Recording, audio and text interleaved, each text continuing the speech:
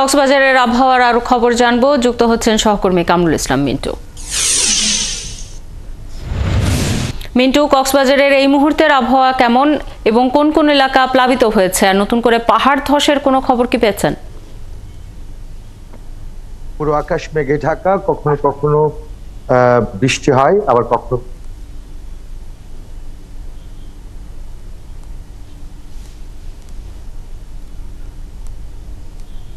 কখনো গুড়ি গুড়ি বৃষ্টি। সাগর পাড়ে গেলে বাতাস হয় এবং কখনো কখনো বড় বড় ঢেউগুলো আছড়ে পড়ছে সমুদ্র এলাকায়।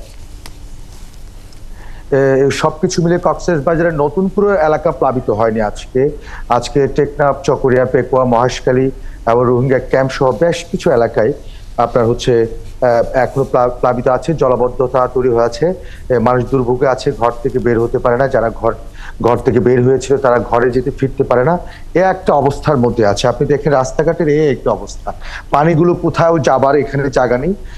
পানিগুলো কালকে বৃষ্টি হয়েছে, আজকে তেমন সকাল থেকে তেমন বৃষ্টিপাত হয়নি, শুধুমাত্র 60 মিলিমিটার বৃষ্টিপাত হয়েছে। অথচ পানি যে জমে আছে, সে পানির জমানো এখনো থেকে গেছে, কোথাও যাবার জায়গা নেই। এভাবে করে কক্সবাজারের নিম্নাঞ্চলের প্রত্যেকটা জেলার প্রত্যেকটা উপজেলা শহরগুলোর কিন্তু একই অবস্থা বিরাজ করছে। পাহাড় ধসের আশঙ্কার কথা বলছে আবহাওয়া অফিস, কারণ ভারী বৃষ্টিপাতে ইতিমধ্যে কক্সবাজারে কিন্তু এই বর্ষণে কক্সবাজারে 27 জন মারা গিয়েছে, গতকালকে 6 জন সহ। এবং এই ভারী বৃষ্টিপাত যেহেতু অব্যাহত আছে এবং থাকবে, সেজন্য আবহাওয়া অফিস যেটা বলছে আশঙ্কা আছে আরো পাহাড় ধসের, এবং সেজন্য প্রশাসন থেকে মাইকিং করা হচ্ছে, র্যাড কিচেন কাজ করছে।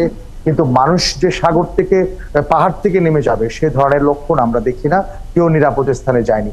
আর কোনো মানুষই বন্যা দুর্গত মানুষের কাছে এখনো পর্যন্ত খাবার দাবার পৌঁছায়নি। কিছু কিছু এলাকা বিশেষ করে উখিয়া এবং চকরিয়াতে সেখানকার প্রশাসন কিছু কিছু খাবার পরিবেশন করতে আমরা দেখেছি, কিন্তু সেটা তুলনামূলকভাবে খুব বেশি কম।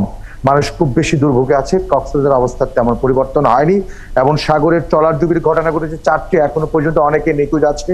গতকালকে থেকে এ পর্যন্ত 4 জনের লাশ, মরদেহ উদ্ধার করা হয়েছে। অনেক জেলেদের আমরা দেখতে পাই এখানে আশপাশে ঘুরছে, তাদের যে ট্রলারডুবির ঘটনায় কাউকে খুঁজে পাওয়া যায় কিনা সেজন্য তারা খোঁজাখুঁজি করছে। অর্থাৎ অবস্থার যে খুব বেশি পরিবর্তন হয়েছে এটা আমরা বলতে পারবো না।